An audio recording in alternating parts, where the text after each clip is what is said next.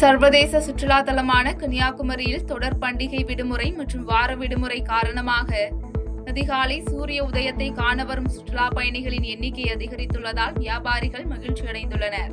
சுற்றுலா வந்த பயணிகள் பூம்புகார் கப்பல் போக்குவரத்து கழகம் சார்பில் இயக்கப்படும் படகு சவாரியில் பயணம் மேற்கொண்டு கடல் நடுவே அமைந்துள்ள திருவள்ளுவர் சிலை, விவேகானந்தர் மண்டபம், அதை இணைக்கும் கண்ணாடி நடைபாலம் ஆகியவற்றை காண ஆர்வம் காட்டி வருகின்றனர். புதுக்கோட்டையில் அமைந்துள்ள புகழ்பெற்ற சாந்தநாதர் சுவாமி கோயில் வளாகத்தை சுத்தம் செய்யும் பணியில் ஓம் நமச்சிவாய அறக்கட்டளை ஒருங்கிணைப்பாளர் பாண்டியன் தலைமையிலான நிர்வாகிகள் ஈடுபட்டனர். மேலும் ஓம் நமச்சிவாய அறக்கட்டளை நிர்வாகிகள் புதுக்கோட்டை மாவட்டத்தில் உள்ள கோயில்கள் மட்டுமல்லாமல் பழனி, திருநெல்வேலி, மதுரை மற்றும் சிவகங்கை ஆகிய மாவட்ட பகுதிகளில் உள்ள கோயில்களுக்கும் சென்று சுத்தம் செய்யும் பணியில் தொடர்ந்து ஈடுபட்டு வருகின்றனர் என்பது குறிப்பிடத்தக்கது. நெல்லையில் அமைந்துள்ள புகழ்பெற்ற நெல்லையப்பர் கோயிலில் பங்குனி உத்திர திருவிழாவை முன்னிட்டு கொடியேற்றும் நிகழ்ச்சி வெகு விமர்சையாக நடைபெற்றது. மேலும் சிறப்பு அபிஷேகம் மற்றும் மகா தீபாராதனைகளுடன் நடைபெற்ற இந்த கொடியேற்றும் நிகழ்ச்சியில் திரளான பக்தர்கள் கலந்து கொண்டு சுவாமி தரிசனம் செய்து வழிபட்டனர். விருதுநகர் மாவட்டம் சாத்தூர் முக்கூராந்தல் பகுதியில் அமைந்துள்ள புகழ்பெற்ற மாரியம்மன் காளியம்மன் கோயிலில் பங்குனி பொங்கல் பூக்குழி திருவிழா கால்நாட்டு மற்றும் காப்பு கட்டும் வைபவத்துடன் தொடங்கியது. மேலும் வெகு விமர்சையாக நடைபெறும் இந்த பங்குனி பொங்கல் பூக்குழி திருவிழாவில் ஏராளமான பக்தர்கள் கலந்து கொண்டு நேர்த்திக்கடன் செலுத்தும் நிலையில் நேர்த்திக்கடனுக்கான முன்பதிவு செய்யப்பட்டது. ஈரோடு மாவட்டம் மேற்கு சட்டமன்ற தொகுதிக்கு உட்பட்ட பகுதிகளில் மாவட்ட தேர்தல் அலுவலர் கந்தசாமி பொதுமக்களுக்கு வெற்றிலை பாக்குடன் பத்திரிகை வைத்து கட்டாயம் வாக்களித்து 100% வாக்குப்பதிவை உறுதி செய்ய வேண்டும் என வலியுறுத்தினார். மேலும் பத்திரிகையில் தேர்தல் திருவிழா அழைப்பிதழ் என அச்சிடப்பட்டு வீடுகள் தோறும் பொதுமக்களுக்கு தேர்தல் நடத்தும் அலுவலர்களால் விநியோகிக்கப்பட்டு வருகிறது.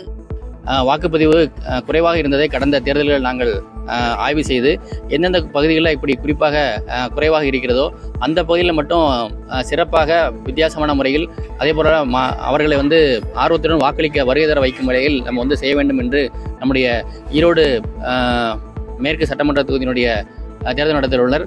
இந்த பகுதியில் இருக்கின்ற மக்களுக்கு ஒரு குடும்பத்தில் திருமணம் நடக்கும் பொழுது அல்லது ஏதாவது ஒரு வைபவம் நடக்கும் பொழுது அவர்களை அழைப்பது போன்று இன்றைக்கு மேலதாளத்துடன் அதே போல் நம்முடைய பாரம்பரிய முறைப்படி ஒரு அழைப்பிதழ் அச்சிட்டு 100% அனைத்து வாக்காளர்களும் தங்களுடைய வாக்கினை செலுத்த வேண்டும் என்று நாங்கள் அழைப்பு விடுத்திருக்கிறோம்.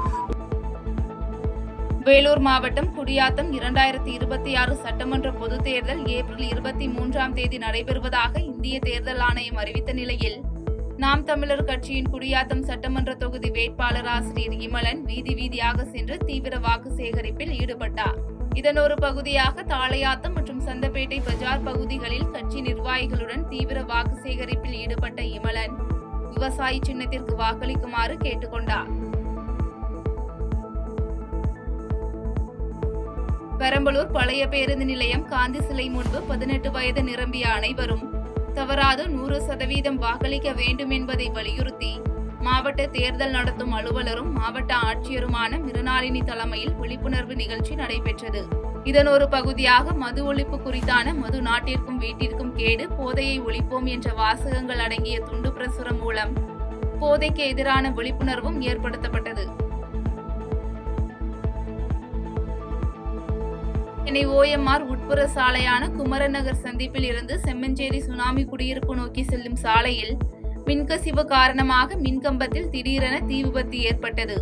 இந்த தீ விபத்து காரணமாக வழியாக செல்லும் மக்கள் அச்சமடைந்த நிலையில் மதுபான கடைக்கு செல்லும் மின்சார ஒயர் காரணமாக இந்த மின்கசிவு ஏற்பட்டதாக தெரிவிக்கப்பட்டுள்ளது.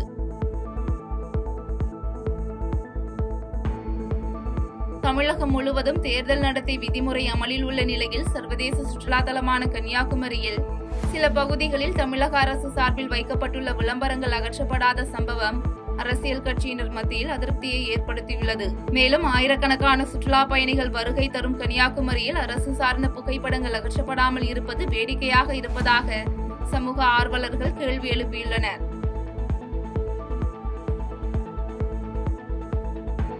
கன்னியாகுமரி மாவட்டம் கொல்லங்கோடு பகுதியில் அமைந்துள்ள புகழ்பெற்ற பத்ரகாளியம்மன் கோயிலில் பங்குனி மாதம் பரணி நட்சத்திரத்தில் நடைபெறும் தூக்க நேர்ச்சை நிகழ்ச்சி தொடங்கியது.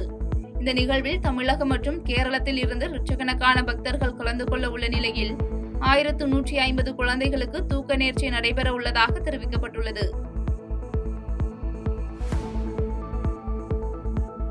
செய்திகளை உடனுக்குடன் தெரிந்து கொள்ள கீழ்க்கண்ட கேபிள் மற்றும் டிடிஎச் நெட்வொர்க்குகளில் எம்நாடு செய்தி தொலைக்காட்சியை காணுங்கள். பாதகம் செய்பவரை கண்டால் நாம் பயம் கொள்ளலாகாது பாப்பா.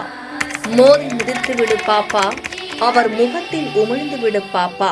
அண்மை செய்திகளை உடனுக்குடன் தெரிந்து கொள்ள இணைந்திருங்கள் எம்நாடு தொலைக்காட்சியுடன்.